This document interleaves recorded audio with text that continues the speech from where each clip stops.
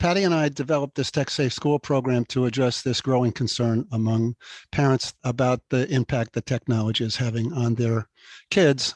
And of course, because of the science that you've been hearing about today. Over the number of years, we've had a privilege to work with some really great engineers. I'm not an electrical engineer, but you don't need to be an electrical engineer to understand what the issue is and how to move forward. This is a project of Grassroots Environmental Education, which is our nonprofit organization. We work on a lot of issues that involve children, including clean air, clean water, clean food supply, and so on. And since 2014, that has included this issue of wireless devices. Today's classrooms have become full-blown digital laboratories, and our kids are the subjects. Manufacturers and software developers have taken over education in a big way, not only for the tremendous profits that they're earning, but also to develop brand loyalty among potential consumers at an early age. This has not been done for the benefit of the kids.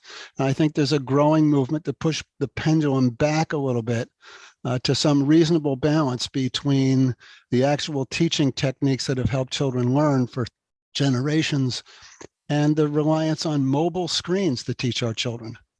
Because research has shown that while machines may help kids practice the skills they've been taught, they don't do so well at actually teaching children. So with that said, let's talk a little bit about what we can do, some small steps we can take at schools.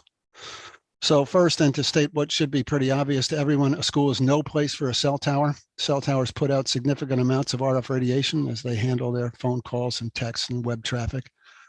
Now, the effective radiated power pattern of a typical cell tower may not be strong directly at the base, but the signal becomes strong as you move away from the antenna, for instance, to a nearby playground or a sports field. And for the same reason, placing a cell tower on a sports field away from the school just means that more radiation is going to be hitting the school itself. Now, I understand that some school systems rely on the income from the tower rental to help cover the costs of education, but I think education administrators need to be aware that the rental income needs to be balanced against the potential hazard to children in the school over their lifetimes. If we want to reduce the radiation levels in school classrooms, we need to address the elephants in the room, and the elephants in this case are personal cell phones used by students. Research shows that cell phones are a major distraction for kids in class. Many schools have assessed student behavior and mental health conditions and decided to ban or severely restrict the use of cell phones in classrooms. And today, more than 75% of the schools in the US have adopted some form of cell phone policy. And we strongly recommend a policy that requires cell phones to be turned off and put away during school hours. I know it's tough. I know it's hard. The kids will scream and yell, and after a week, everybody will be fine. So once we get rid of the cell towers and the cell phones, we still have work for the IT directors to do in the school itself. And I want to emphasize here that any step in the direction of lowering childhood exposures to a known and proven hazard like RF radiation is a good thing. Dr. Chamberlain talked about the FCC guidelines. I just want to be clear. They were never, ever designed to protect children, because we weren't assuming that children would have such intimate connections to RF radiation when those guidelines were drawn. And while we've had this near total transformation of education into this full-time digital experience, there's been no testing of equipment, no reassessment of those exposure guidelines, no studies of children. We're in a regulatory vacuum.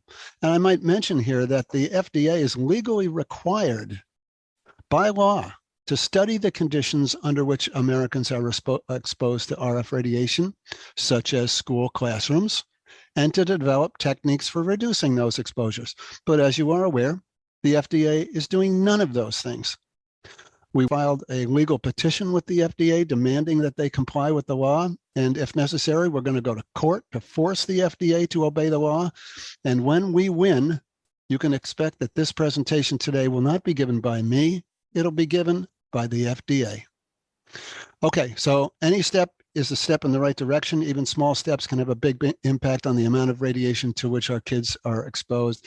And so the question is, why not do it? If it doesn't impact the technology-based learning, what's the excuse? If it helps one kid feel better, if it prevents headaches or brain fog in some kids, or even avoids a diagnosis of some serious life-threatening disease later in life, why not do it?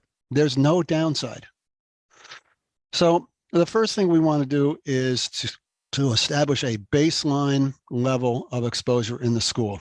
So during a vacation day or a weekend when no one is using any wireless technology, we want to turn off all the routers, the wireless access points, unplug all the wireless projectors, the smart boards, the smart speakers, the smart projectors, the laptops, the printers, the scanners, even the charging stations. Unplug everything, turn everything off except the lights.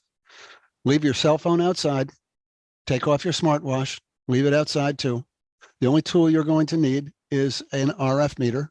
And here you got a picture of the Safe and Sound Pro 2, which is the one that I like. There are several meters out there, and a good source is the Safe Living Technologies website. That's safelivingtechnologies.com. This meter itself is about $400, so it's nothing to sneeze at, but it's also a necessary investment for any school to have. Just the duty to know what is the exposure level in your school.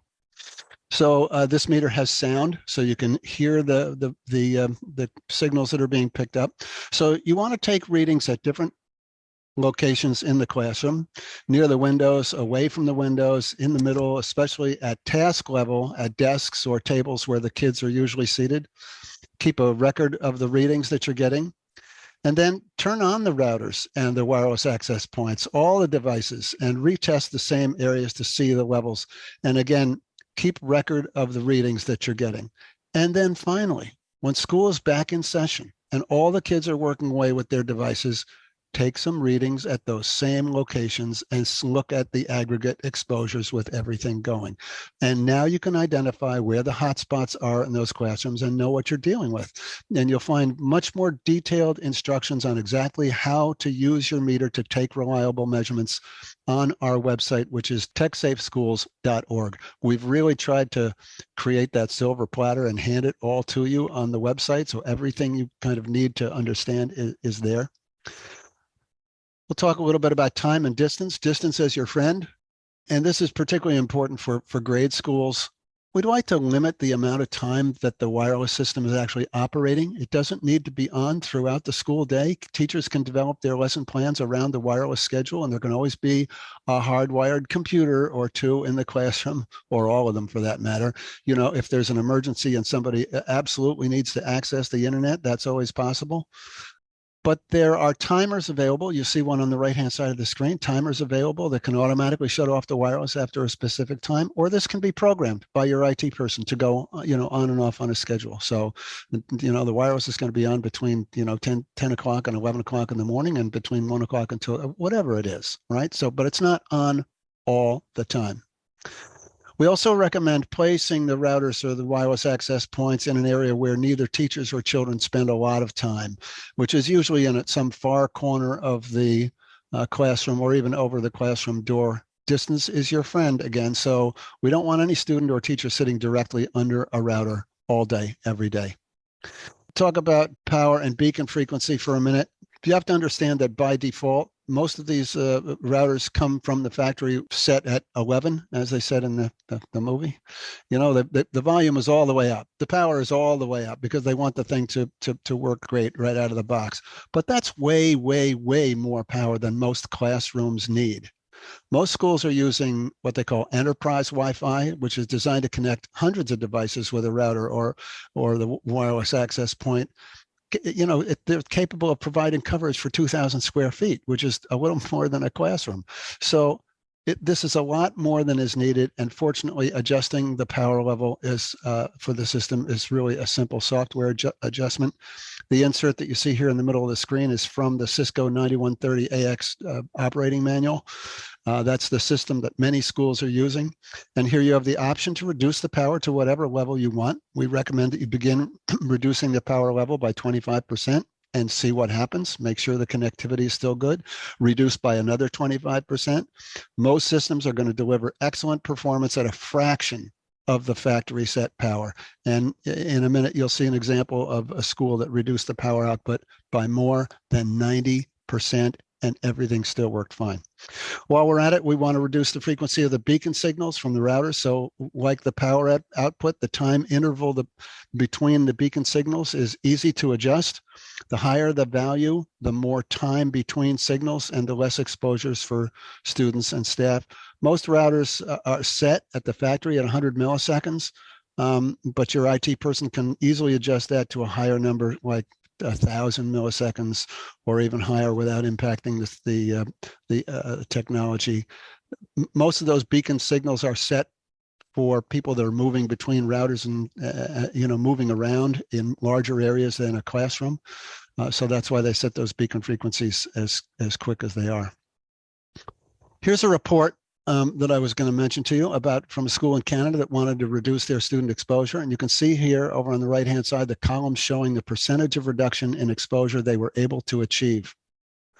With all the equipment continuing to work just fine, we're looking at reductions in many classrooms of over 90%. Again, these are reductions from the factory settings, which are set for maximum power.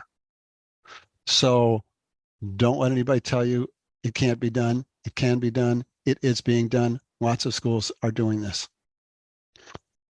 Now, the gold standard, of course, for tech-safe school is to have everything hardwired, and we understand that's a lot of districts have spent a lot of money on wireless equipment. Kids have gotten used to wandering around the classroom with their iPads or their Chromebooks. But as we learn more about the potential harm of constant exposure to radiation, especially for developing brains, we can begin to formulate a cost-benefit analysis that weighs heavily in favor of precaution.